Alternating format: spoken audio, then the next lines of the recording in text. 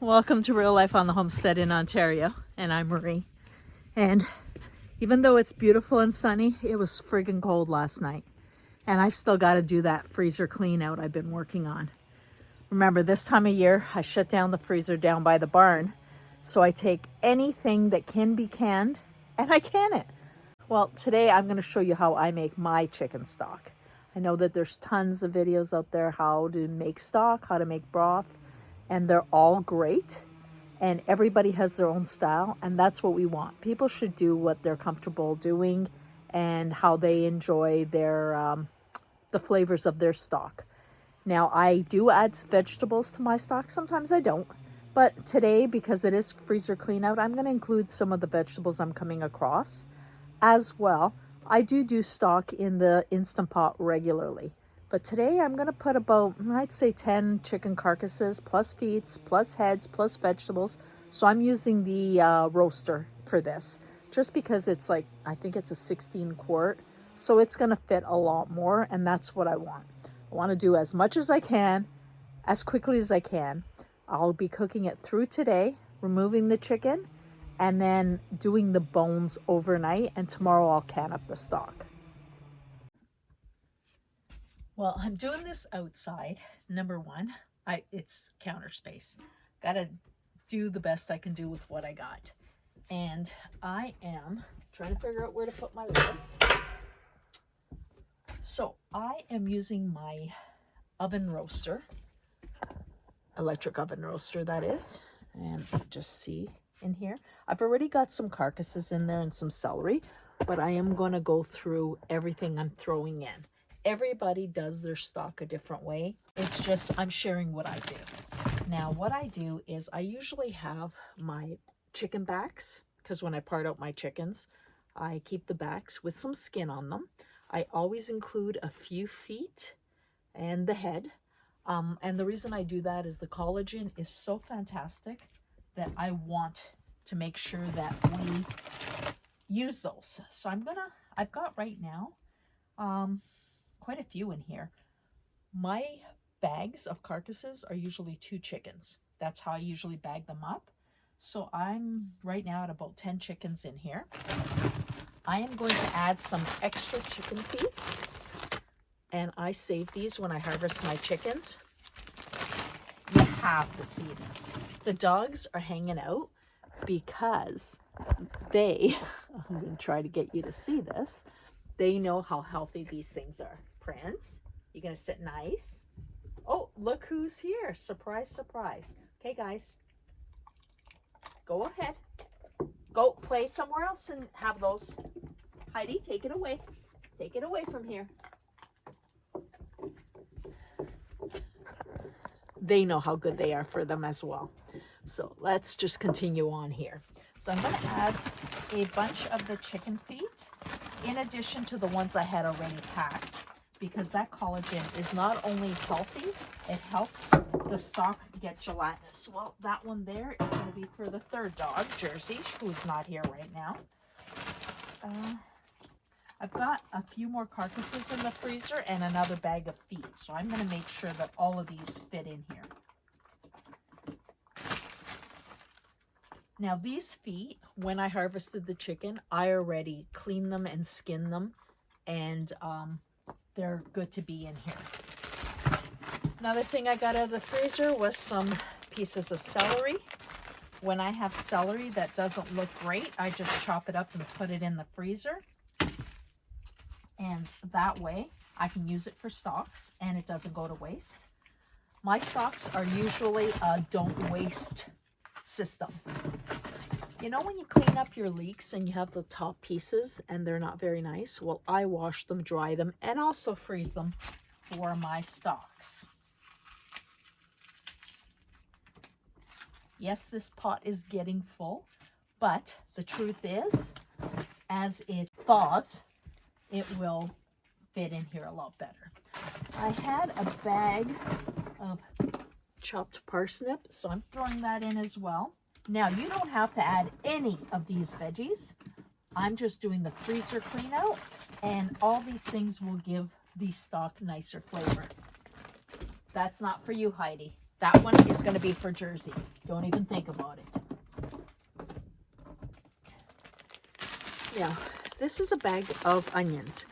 When my onions start sprouting and they're not looking great, what I do is I peel them and I chop them, and then I throw them in the freezer so that I could use them later. And I'm not going to use this whole bag, but I am going to use a few. We are at the full point here.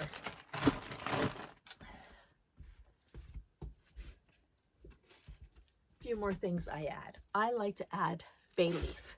Now, my bay leaf tree, my laurel tree, drops its leaves every spring. And what I do is I pick up those leaves and I keep them and I dry them. So when I cook, I like to use the fresh laurel, but for things like this, perfect to have the dry ones. And then I'm just going to put in some peppercorns. No, those do not get off our property. Good handful in there.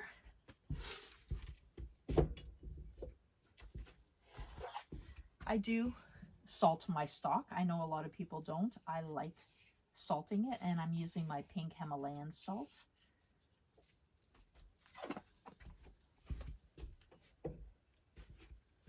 And I always add a splash of apple cider vinegar. Reason is, it helps extract the minerals and calcium from the bones. And I want that. I want everything in this stock to be very nutritious.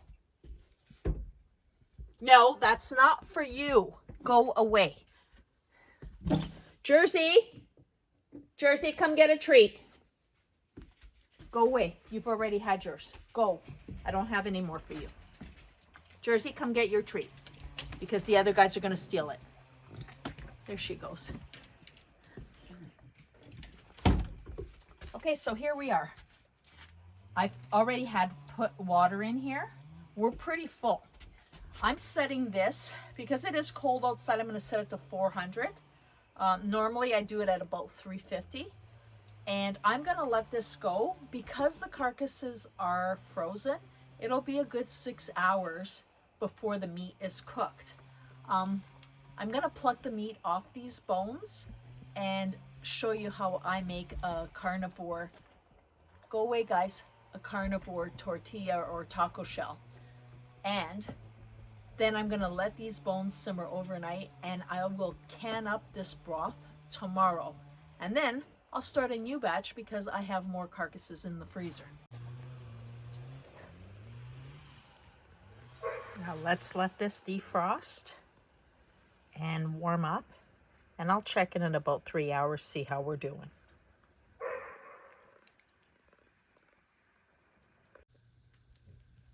It's been 4 hours and everything is simmering very nicely.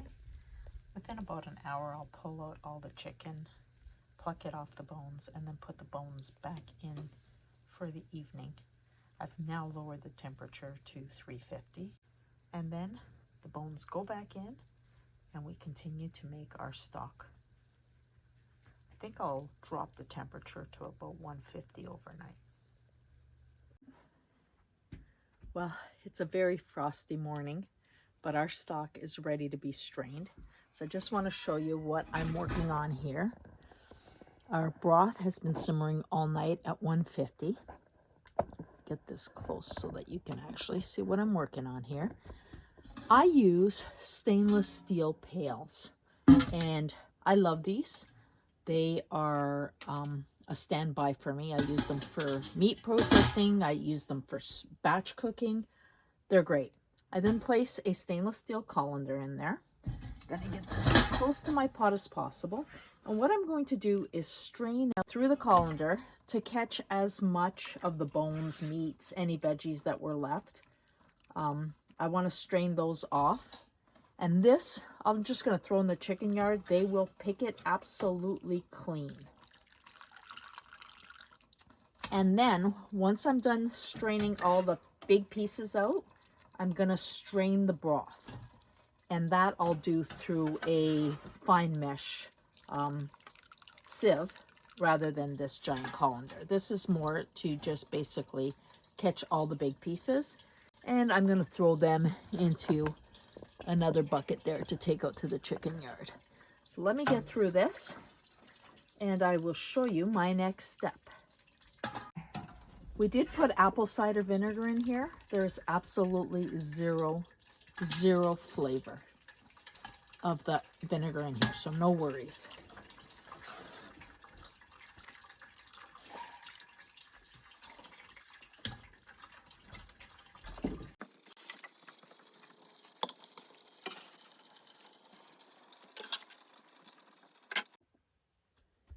So I've now strained all the big pieces out of here. I'm down to just broth. Oh, there's a little tiny nothing. Now, this is something I do. You absolutely do not have to do this when making a broth or stock. But when I was traveling through Asia, I was taught by somebody about making a perfect pho and how to clarify a broth.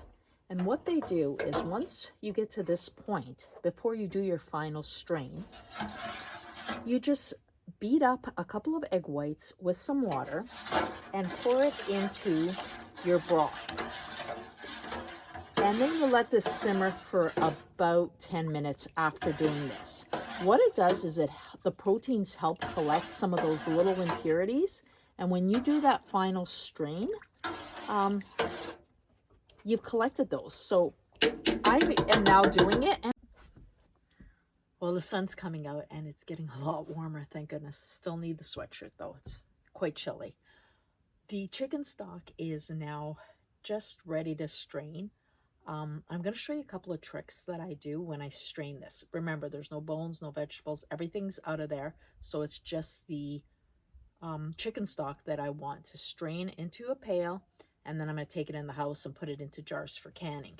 I like to use this fine mesh strainer. It's like a double mesh. And I'm going to have to turn you down so you can see what I'm doing here. So I use the stainless steel pails, and they're immaculately clean. But when you put this in here and you're putting weight, sometimes it'll fall in. So what I like to do is I put a wooden spoon through this edge, and then I put one through the handle, and then no matter how much weight, we're good. And that's just, you know, one of those little hacks that makes life easier. And I like to scoop my stock using a Pyrex 4-cup. Is this 4-cup? Yeah, it's 4-cup. This is a 4-cup measuring cup that just makes it a lot easier than a ladle. And I just go in there and gently strain. And remember, I put my egg whites in there to collect some of those impurities. And I'll show you in the house how beautiful this stock is. And it's super concentrated, so when you go to use it, you might have to dilute it in comparison to definitely store-bought stock, which is just a bunch of water, in my opinion. This will not take long.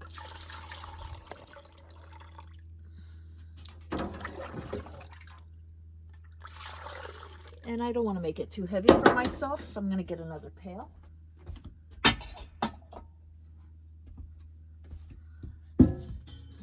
Now, this is a good time to show you those impurities that get caught in the sieve. Do you see that?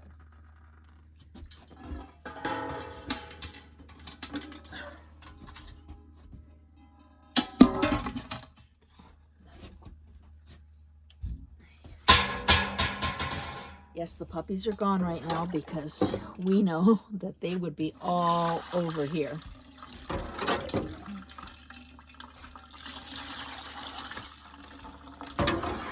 And as I get down to the bottom, I'm going to be able to just pick up the pot and pour the rest.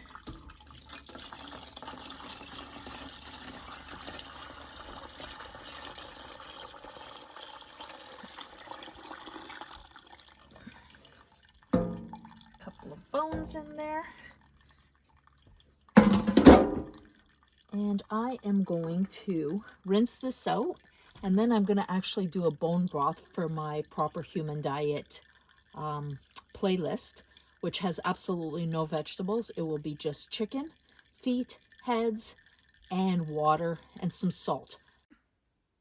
Well, we've moved inside. The first thing I want to show you with better lighting is look at the extra sediment we got in this sieve. I'm just going to can up one jar to show you. This is a beautiful, beautiful stock. It's got a lot of collagen in it, vitamins, minerals. This is some incredible stuff. Now, if you leave it in the fridge, it will gel up. I'm going to can it so it will not gel up afterward, but all the wonderful properties will be there. And I need a 1/2 inch headspace.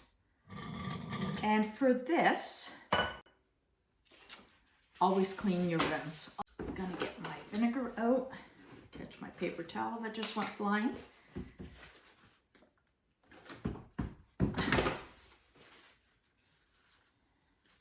And for my stock here, I'm going to use my Tadler lids, but I won't get into explaining exactly how to use Tadler lids in this video.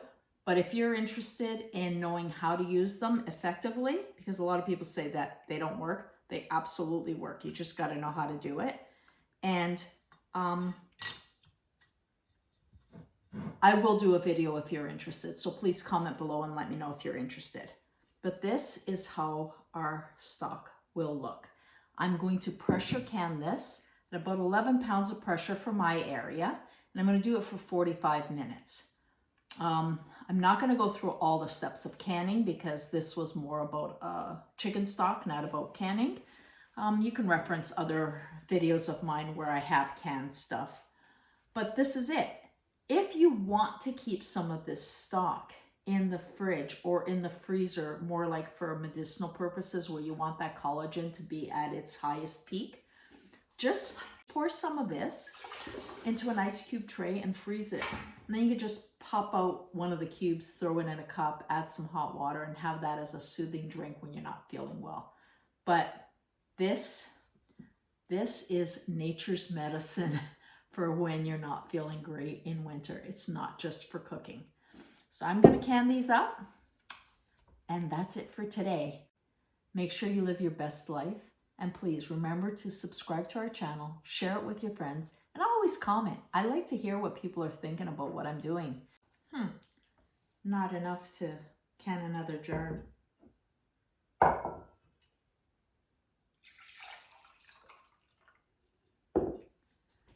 My treat. Heaven in a cup.